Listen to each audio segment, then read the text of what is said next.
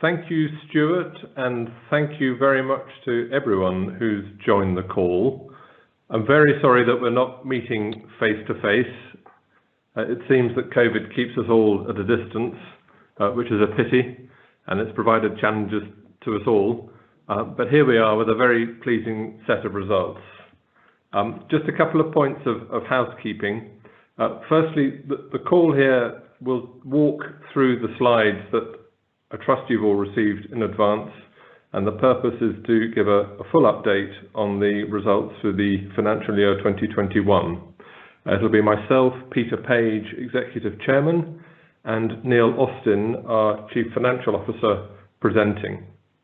After the presentation, we're open to questions from the analysts only on the call, and that's in the interests of time for everyone involved. And then for all investors and any shareholders who are listening in, we're very keen to engage and answer questions. So either we have already arranged one-to-one meetings and they're in your diaries, or I'm very happy that we do so. So if you would like a meeting and one is not arranged, please either contact us directly at CARS or ask either Investec or Powerscourt to pass on your request. So turning to the presentation itself, we'll just work our way through in page order, and turning to page 3, the highlights. The headlines are all there for you to see. Very encouraging, with revenue up 5.5%, adjusted profit before tax rising over 11%, net debt now down to 0.5, half of EBITDA in terms of a ratio, and the board proposing a full year dividend that is equivalent to a 5% step up on prior year. Moving to slide 4, I'd just like to remind that these results are ahead of the expectations that we had updated earlier in the year, and therefore it really does reflect good progress on the previous outlook. I would say that the market for agriculture is positive today and has been through most of the year. I would say almost defying the expectations of many in that period leading up to the conclusion of the Brexit negotiations and the UK's exit from the EU market. But no, the market for agriculture is positive in all areas where we're active and has been through most of the year. Going back 12 months, the market for engineering was extremely challenging, and it really has been quite a turnaround, and most encouraging to see that we came out of the year with a very strong order book. So the highlights really speak for themselves, and the board remains confident in the prospects for all 3 divisions. But if we move on to slide 5 and 6, I'll hand over to Neil Austin, our Chief Financial Officer, to go through the financial and operational review. Thank you, Peter, and good morning, everybody. If we turn over to slide 6, this just shows the half-on-half split of the key results that Peter's just mentioned. So our revenue performance, H1 was similar to the prior year. H2 showed an advance on the prior year to take us to 417.3 million for the full year. On adjusted operating profit, H1 was stronger than the prior year as well. H2 also showed a notable step up on 2020, so we ended the year at 17.6 million. Adjusted profit before tax followed a similar pattern to our turn at 16.6 million, and net debt, as Peter mentioned, excluding leases, was down at 10 million at the year end. If we turn over to slide 7, that shows us more of the segmental analysis of this year's results, and this is the first full year that we've split out our agriculture results into 2 divisions. So if we take each part of this in turn, from a revenue perspective, specialty agriculture was up 10.6%, so that contributed 68.5 million of our total. Agricultural supplies was up 6% year on year, so 297.5 million of the total. Engineering at 51.3 million was down slightly, 3.2% against the prior year, and we'll come on to the reasons for that shortly. At an adjusted operating profit level, specialty agriculture was up at 9.5 million, so that was 25% up against the prior year.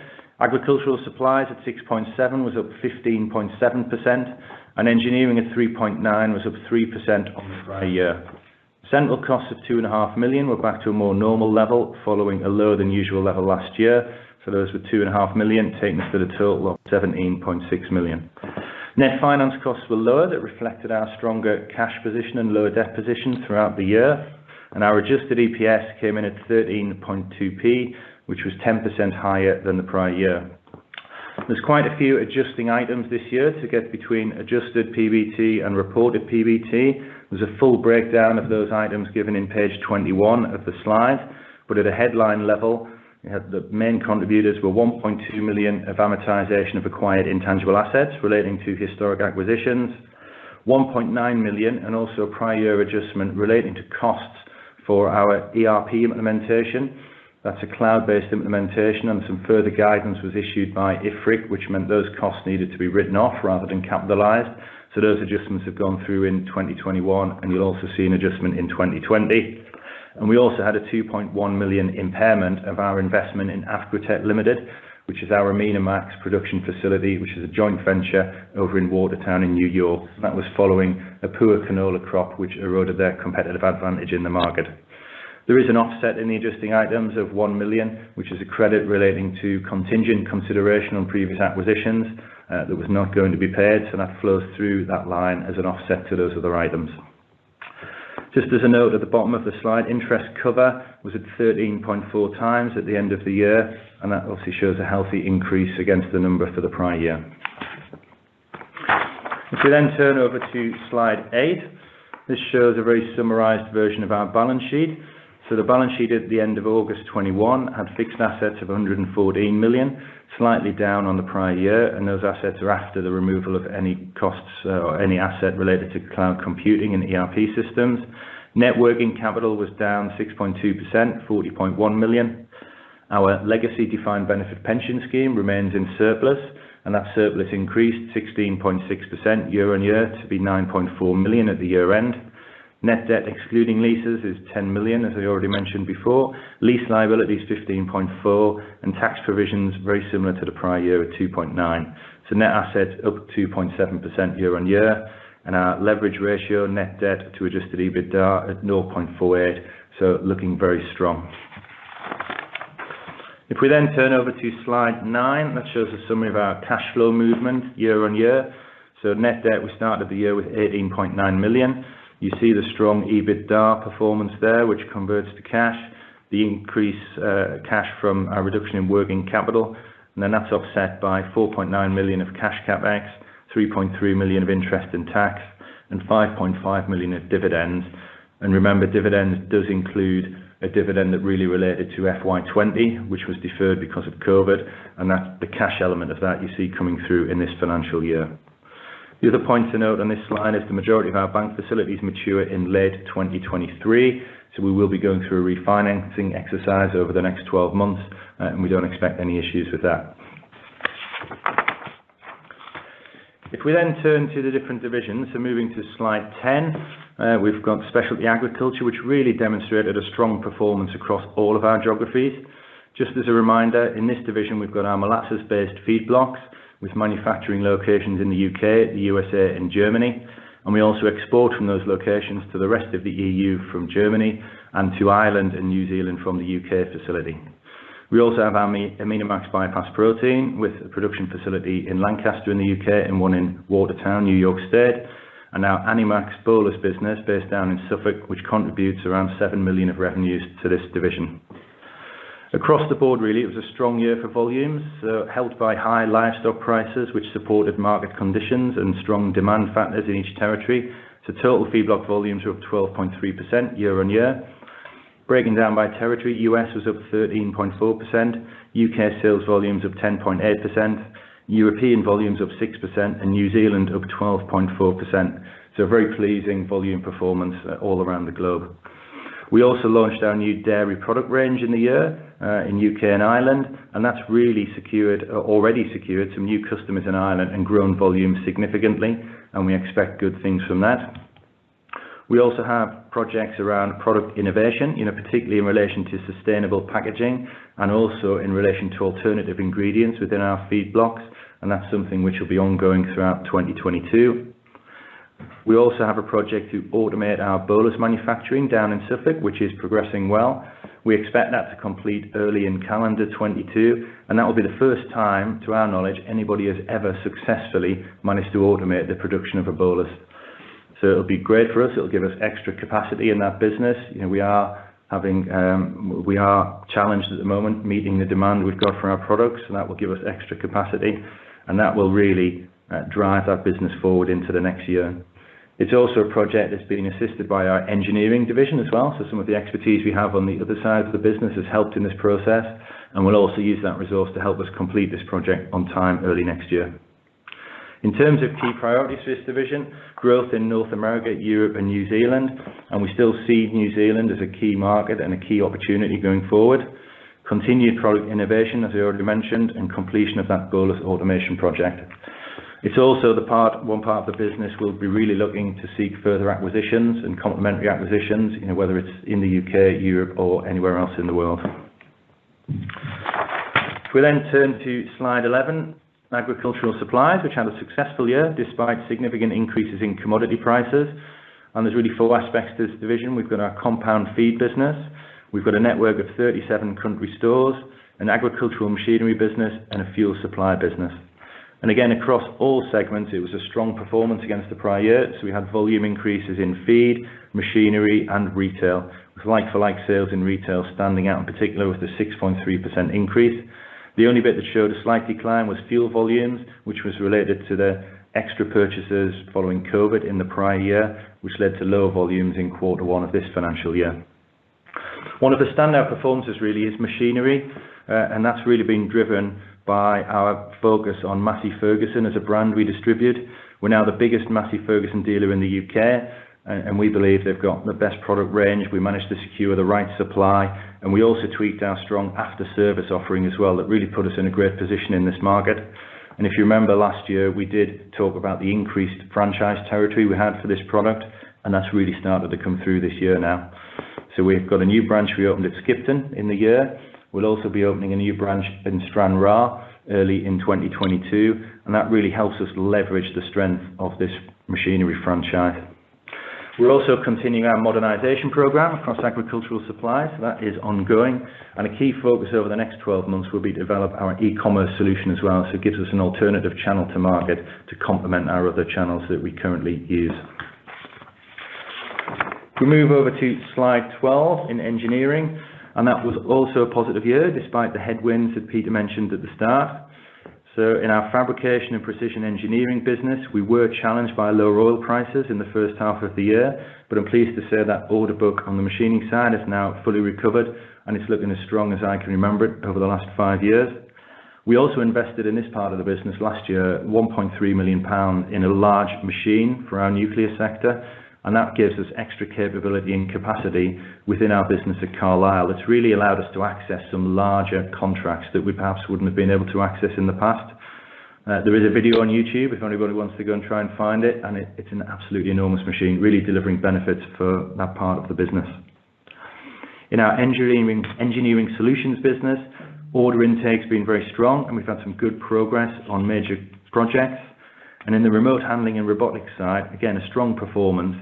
And a key standout is the enhancement of our product range. So we now have a new product which really gives us access to a part of the market with smaller hot cells where our previous product range wouldn't have been suitable for it. And that's been developed internally with the engineering expertise that we've got in Wallerschmüller in Germany. And it really gives us something which is quite unique to this part of the business.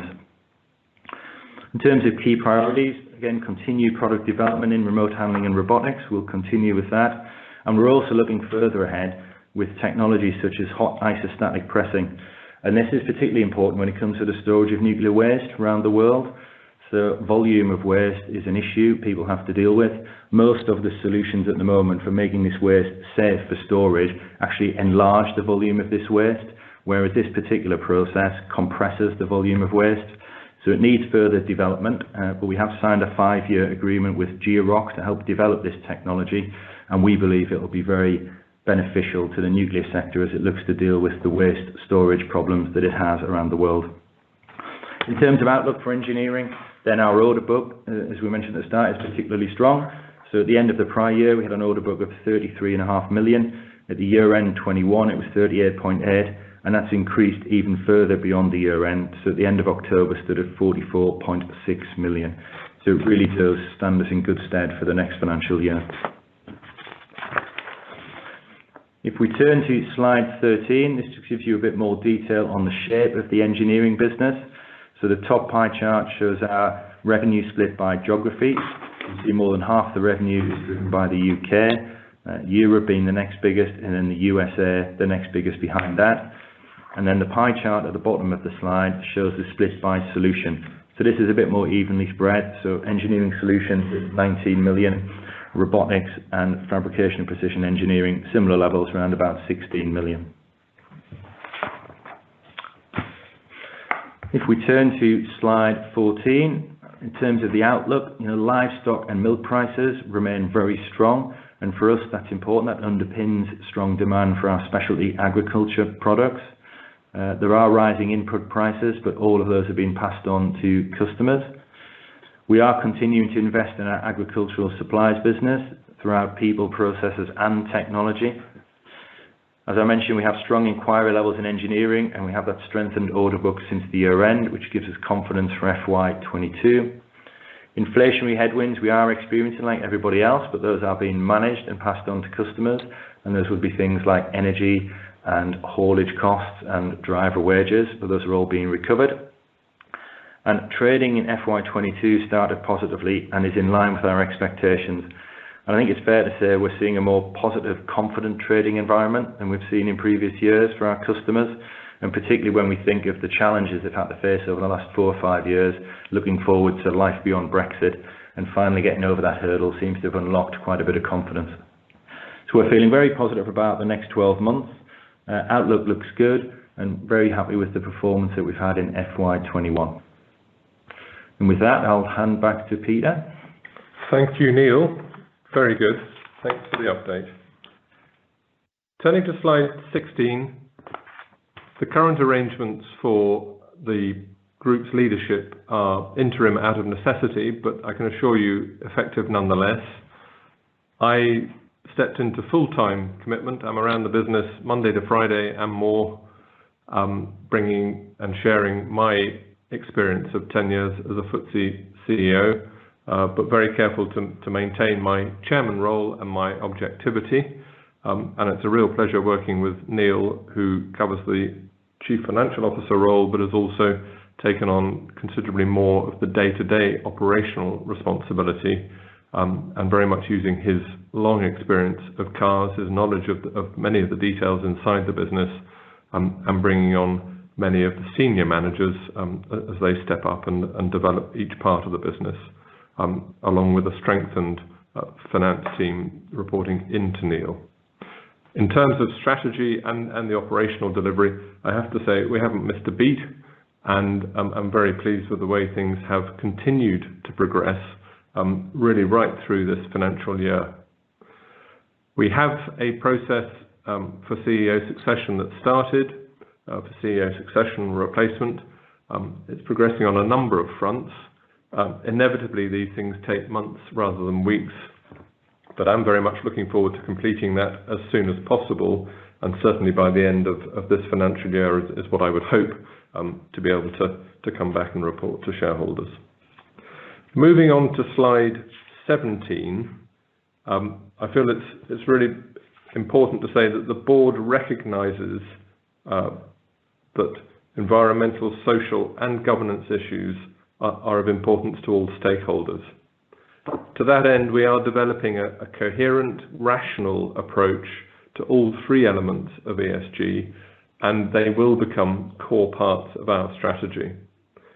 Under the environment heading, we already have and have had since 2013 the statutory reporting in place for scopes 1 and 2, but we will now really start to use those as the baseline for setting targets and implementing change and reduction.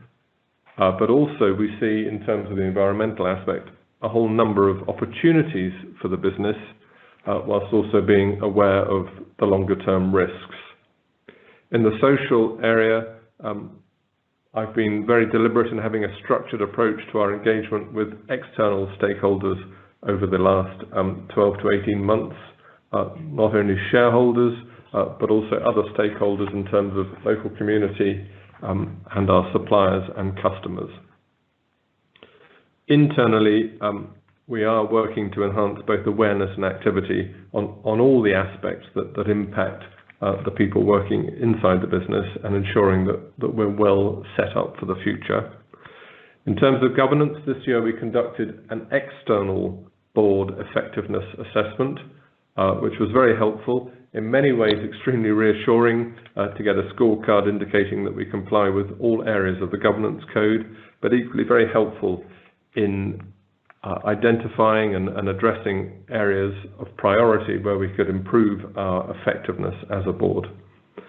Governance for us also includes all the internal controls and reporting, but also getting a clear view as a board on our risk appetite and how we manage risk in the future. So just assurance that ESG is very much on the agenda, but we want to make sure that it's thoroughly well thought through and not just an item of the moment. Moving on to slide 18, we're very much continuing with the strategy previously outlined at the mid-year. Much as Neil indicated, we're developing and growing the specialty agriculture in all markets, and a great example of that this financial year is growth in Ireland, notwithstanding the challenges of distribution post-Brexit. Neil's talked about optimizing our UK agricultural supplies, both through enhanced efficiencies and also geographical expansion. And an example of that is the new store that we're very much looking forward to opening at the start of next year in Stranraer. That really will extend our presence into one of the top dairy production areas in the UK. It might seem a long way from most people, but it's close to Carlisle, and it's worth a visit to see really, really top-class agriculture. And engineering, as Neil mentioned, focused on nuclear energy and nuclear defence. We're building on strong existing customer relationships. I'm really impressed at the credibility and long track record that the engineering companies have with a significant opportunity in the future. And the examples I would pick there are, for example, Sellafield, where 4 of the companies in our group have very strong relevance to the future work at Sellafield, and in nuclear defence, where at least 2 have strong relations currently working with and are extremely relevant to the expertise and technology required in defence. Looking forward in terms of strategy, and I always take the view that sort of strategy is a moving feast. It's really a simple thing. It's planning into an uncertain future, and therefore we are considering very carefully a number of developments in the external environment. And just to give you a flavour of that, the world of globalization and easy movement of product and investment elsewhere is changing, and we're seeing this sort of reversal or trend towards regional and local versus global trade. Post-EU membership, and this isn't a complaint or a criticism, but it is affected in terms of our trade into and out of the EU market, and we may need to look at some distribution routes differently.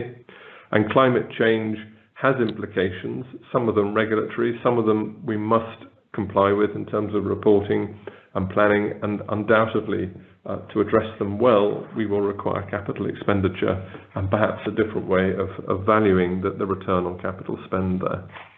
The external environment for agriculture, we all hear about the raw material cost inflation. That's not going to go away soon. In some ways, it's a good thing in that it indicates the strength of demand, and it highlights the importance of these markets. I also think it brings some opportunities. So I mentioned sourcing and traceability. Clearly palm and soya have been the hot topics for a long time, and I do think that there are real opportunities there to look at alternatives.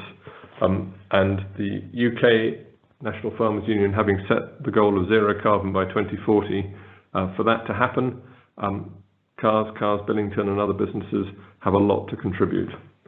And then finally, on the external environment, in terms of the nuclear sector, I have to say it's a very encouraging prospect in terms of the long-term requirement for waste management, cleaning up of the old sites, a a stronger line on government expenditure for defence projects, whether it's the UK or the AUKUS project, and a renewed interest for electricity generation, which we saw with the recent announcement surrounding the small modular reactors led by Rolls-Royce, but with a lot of other companies involved.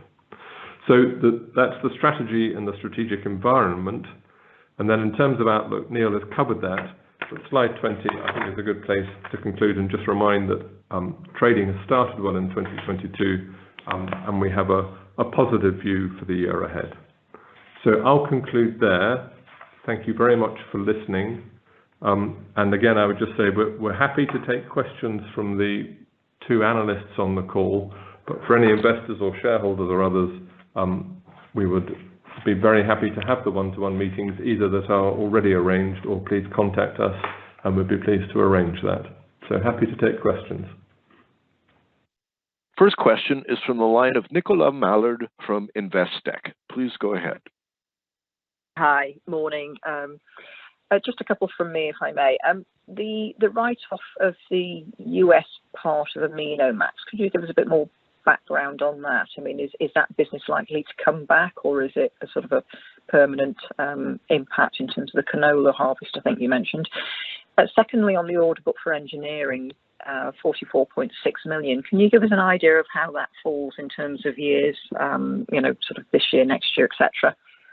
And then also in engineering, how much of the business is oil and gas still? The outlook seems very nuclear-led, but oil and gas is obviously still a component in there, so how big is it? Thank you.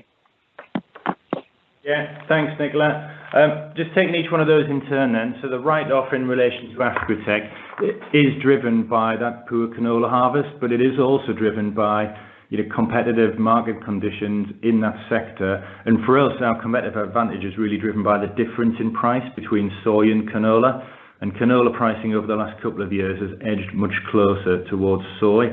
Now, for us being where we are, that means that we cannot secure the market volumes that we really need to make that business as successful as it needs to be.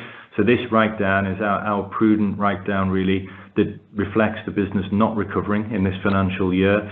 And then we do have the option, if it recovers beyond that, to write that asset back up to the value it would be worth, because it's not goodwill we're writing off, which would be a one-time adjustment. This is in relation to our investment, which can go back up in the future, but we're not expecting that to recover in the next 12 months. In terms of the order book and where that falls, there will be a full analysis in our annual report, but there is quite a large degree of that falls in FY22. I don't have the exact split in front of me, but I can certainly get back to you with that later, and you'll see it when it's published in the annual report. But it's not that they stretch out for 10 or 12 years. This is immediate work. It's really going to benefit this next financial year, and that's why we're so positive about the outlook for FY22.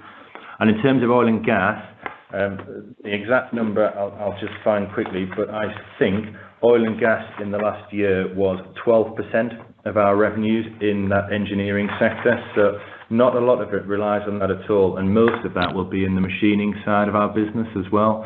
So the vast majority of fabrication and robotics and engineering solutions are all in nuclear or nuclear defence. That's great. Thank you very much. Thank you, Nicola. Next question is from the line of Anne Margaret Crow from Edison Group. Please go ahead. Thank you. I've got 3 questions. The first one is, can you tell us a little bit more about sustainable packaging? And the second one is, you mentioned something about an expanded franchise supporting the opening of a new machinery outlet. Can you provide a bit more information about that? And finally, is there any impact on the UK AminoMax activity from the weakening in differential between canola and soy? What's happening in that business? Yeah, okay, thanks, Anne. So taking each one of those in turn, sustainable packaging really falls into 2 parts. So for us in the UK, it's around being able to use recycled plastic in some of our plastic tubs that we use, and that has progressed really well. we're at the stage where we do meet the minimum criteria for packaging and that, and we're just testing those solutions at the moment, but that has progressed well.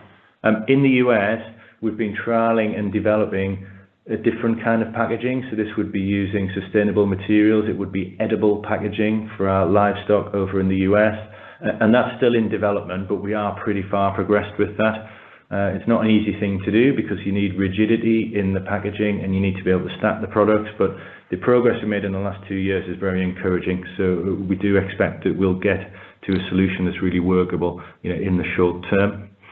In terms of the machinery franchise, then about 12 months or so ago, AGCO, who have Massey Ferguson brand and also the Fendt brand, took a global decision that they wanted their retailers to really major on one brand. And for us being so strong in Massey Ferguson, that was the brand we were going to major on going forward.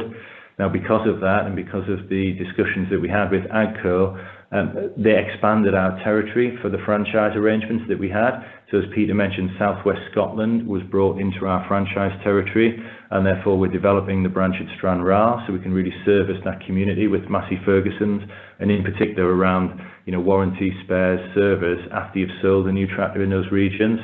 And also the territory was expanded down into North Yorkshire, so hence the opening at Skipton, which Peter and I visited last week, and it looks very impressive down there, sort of brilliant. You've got to drive past our outlets to be able to get out of the auction mart. We're right where the footfall goes, and we have a retail premises right next door to the machinery premises, so it looks incredibly, looks spectacular.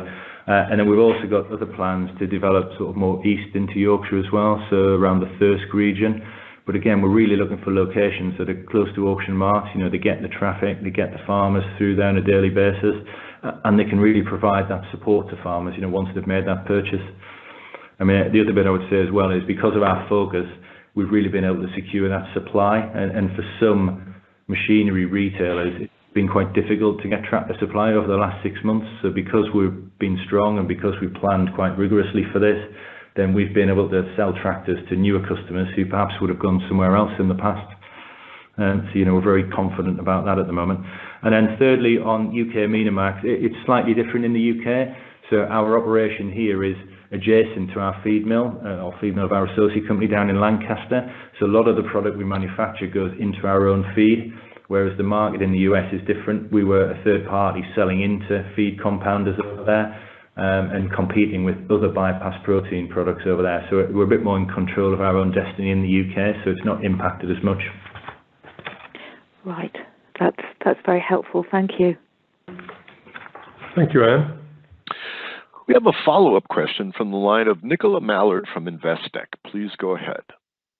Hi. Sorry, two more from me.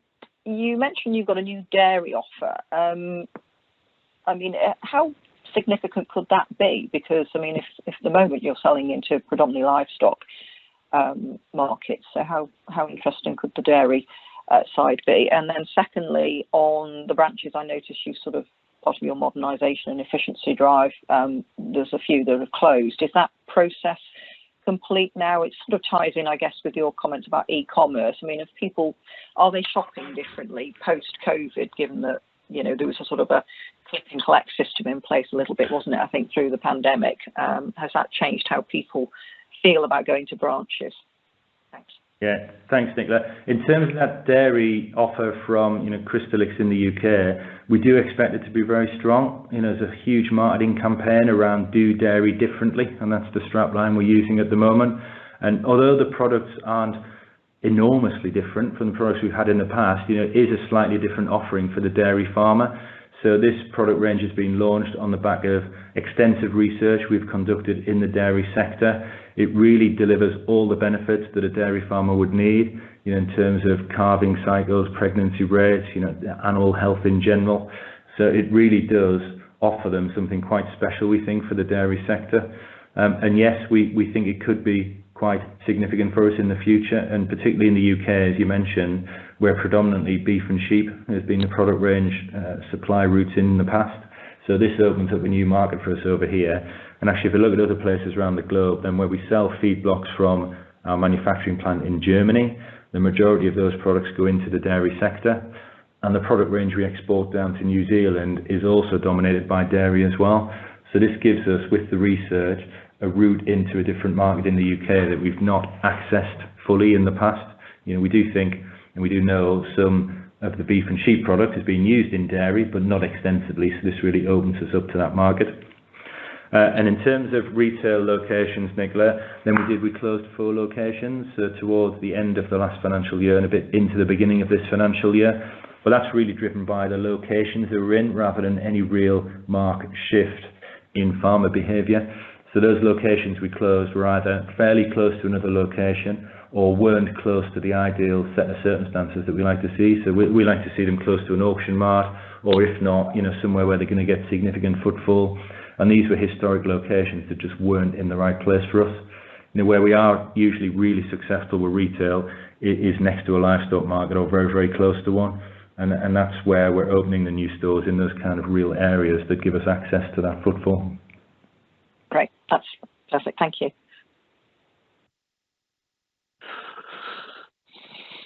This concludes our question and answer session. I would like to turn the conference back over to Peter Page for closing comments. Please go ahead. Well, Stuart, thank you, and thanks to Nicola and Anne for questions, and thank you to everyone on the call for giving us your time today. I know it's a busy day in terms of results coming out. So there we go, a very pleasing set of results to report for last year and a positive outlook for this year, and we look forward to updating further at the AGM when we give our trading statement for the year to that date in January. Thank you all very much.